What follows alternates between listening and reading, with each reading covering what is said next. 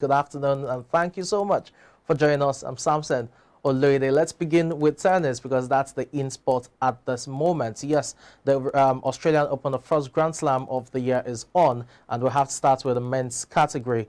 Andy Murray, former British number one, won his opener in 5 epic sets, it must be said, against the 13th seed Matteo Berrettini, and that was a match that would be in the record books for several decades to come. 6-3, 6-3, and Murray won the first 2 sets before Berrettini powered through in forcing a decider, winning the 3rd set by 6 games to 4, and the 4th set via tiebreak, 7-6, 9-7, that ended. And the final set went to a deciding breaker as well, and Murray was able to edge that 7-6 with a straight-up 10-6 game shootout over the 13th seed. So it's Matteo Berrettini right down your screen, who has been ousted from the Australian Open, while for Andy Murray, he fights to live for another day after a 4 hours and 49 minutes battle. Remember, Andy Murray is a 5-time runner-up at this event and has failed to win the event as a result of Djokovic as well as Roger Federer, who have thumped him in the finals. He's set to play the second round against Thanasi Kokkinakis or Fabio Fognini, one of the two, and you saw highlights of Kokkinakis right there battling with Fabio Fognini. Whoever wins that would definitely play Andy Murray in the second round. It's good to see Murray battle through following his injury woes over the last 5 years. And it's also good for British boxing because British tennis, I beg your pardon, because Dan Evans also won, defeated Argentina's Facunda Bagnes in 4 sets, 6-4, 4-6, 6-4, 6-4. That ended as well. Good time for British tennis, it must be said. Remember, day one, they had Cameron Norrie as well as Ima Raducanu also booked their places in the next round. Well, still talking about men's category, let's talk about Russia's Andrei Rublev, who was also through defeated Dominic Thiem, who was the 2020 runner-up for the men's category. And you had Rublev easing into a straight sets victory, 6-3, 6-4, 6-2, and that's as a result of Dominic Thiem, the wild card. His injury was ever since 2021. Remember, he was the runner-up in 2020, as I said earlier, and also won his maiden Grand Slam title in 2020 as well at the US Open. So Dominic Thiem still trying to battle and get some sort of fitness to be able to compete at the highest level. During the second set of that game, he had treatment for abdominal muscles during that second set. So it's still injury-plagued, but it should come good with time. For Andrei Rublev, who is on your screen, he should take on Max Purcell or Emil Rusunovic in the second round. Whoever wins that would definitely play Rublev in the second round. The likes of Taylor Fritz, Alexander Zverev, as well as Grigor Dimitrov also booked their places in the second round, although it was a battle for Zverev, who had to overcome his opponents in 5 sets and over 4 hours of play to be able to book his place in the next round.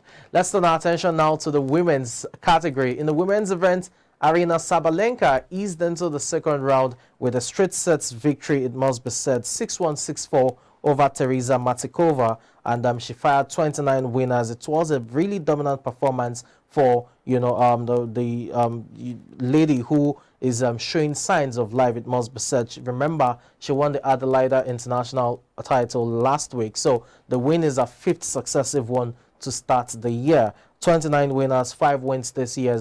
This year she takes on Shelby Rogers in the second round, and that's a matchup you should watch out for. For Sabalenka, this is a tournament she will feel she can go all the way. In 5 previous visits at the Australian Open, she has failed to make it into the quarterfinals. So she will be hoping this time around she's able to break that jinx of a 4th round finish as it were.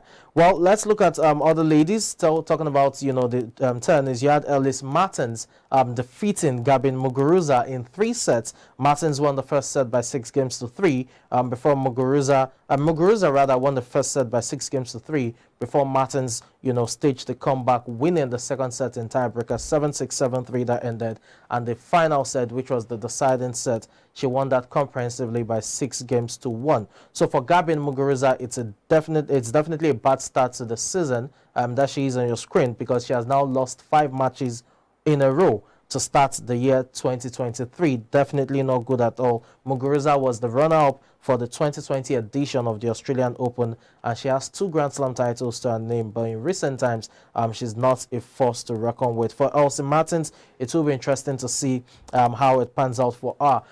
You should also know that world number 2, Jabeur, booked a place in the second round just about 30 minutes ago.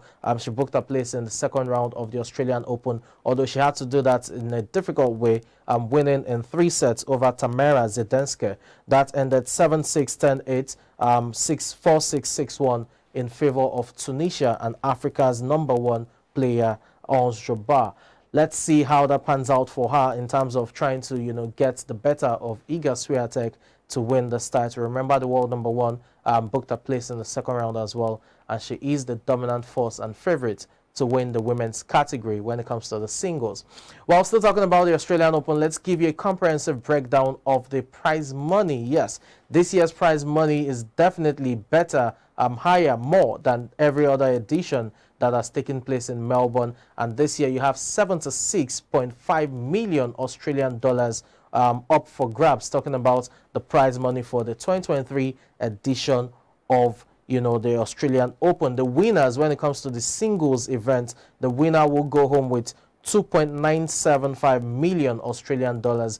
Lots of money, it must be said, and that represents a 3.4% increase from what was obtainable to the winner last year, which, by the way, was won by Ashley Barty when it comes to the women's category, and Rafael Nadal in the men's category. You have there right there on your screen the runner-up goes on with $1.625 million as well.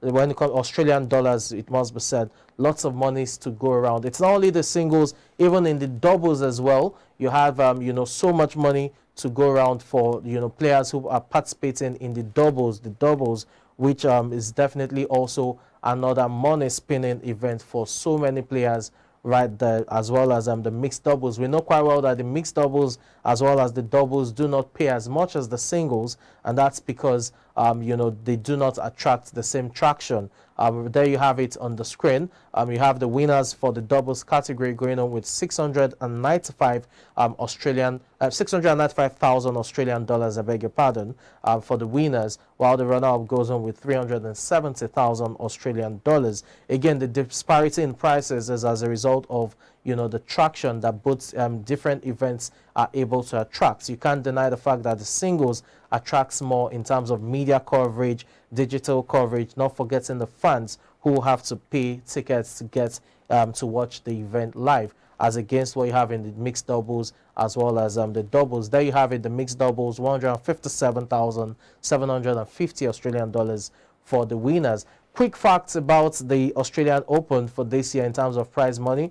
Quite a handful of them when it comes to the quick facts, because I told you earlier that this year's Australian Open represents a 3.4% increase in prize money for these events. The total prize money pool, as I said earlier, is $76.5 million Australian dollars, and it's a 3.38% increase as against that of last year. First round qualifiers going on with $26,000. Again, that's an increase from what was obtainable last year. Up till the singles champion semi-finalist, there's always an increase in prize money. And this year's edition of the Australian Open is the most profitable when it comes to Grand Slams, with the exception of the US Open from last year. You know quite well that the US Open is the most paying or the highest paying Grand Slam event in tennis. LeBron James showing up for the Lakers, a season high 48 points, even in season 20, just shows you that the man still has so much to offer to the game of basketball, especially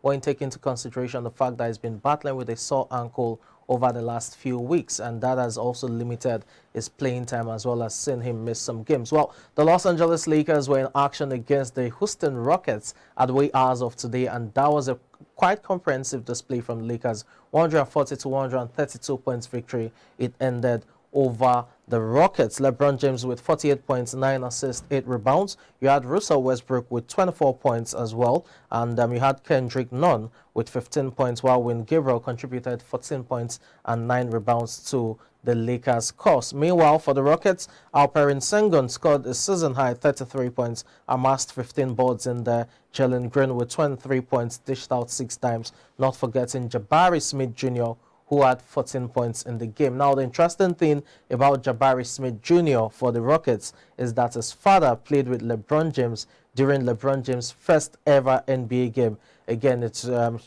shines the light on the longevity of LeBron James when it comes to basketball. It was also his 140-point showing in his career in the NBA. Legendary stuff, it must be said. The Lakers also recorded a franchise record low of 2 turnovers all through the game. Quite a dominant performance. For the Houston Rockets, they are now 10 wins and 34 losses into the season. It was their 11th loss in a row, and they've lost 16 of the last 17 games. Not looking good for them at all. They are the worst team in the NBA this season. They will be taking on the Charlotte Hornets next, and that's on Wednesday. The Hornets are also in a terrible form as well. But for the Lakers, it's looking good for them. They'll be taking on the Sacramento Kings on Wednesday. They have 20 wins and 24 losses to the season as they look to strive for a play-in spot. Away from the Lakers, let's talk about the Memphis Grizzlies. Yes, that's the team to look out for in the Western Conference, and they've hit 30 wins this season. The Memphis Grizzlies as well were in action, and that was a quite comfortable 136 to 106 points victory over the Phoenix Suns. A blowout win, it must be said. For the Suns, they are definitely going through a period that is not good at all, considering the injuries they have to deal with. Chris Paul, we know quite well, is battling with a hip injury and missed his 5th successive game. While for Devin Booker, he hasn't even played since last year. Last year, Christmas Day precisely, due to a groin injury. So, Mikal Bridges top scored for the Suns with 21 points. DeAndre Ayton with 18 points. Not forgetting Landry Shamet with 9 points in there. Josh Okogie, suffered an injury during the game to therefore compound the injury woes of the Phoenix Suns. They are 21 wins and 24 losses into the season, and they've lost 9 of their last 10 games. Not good for Monty Williams' team at all. For the Grizzlies, well, Ja Morant started with them for 29 points. You had Desmond Bain as well, amassing 28 points in that game, and it's a 10-match winning streak for the Grizzlies, the longest in the NBA as we speak in terms of active streaks. It is the longest winning streak in the NBA. Jaren Jackson Jr. also contributed 18 points and had 6 blocks for the Grizzlies.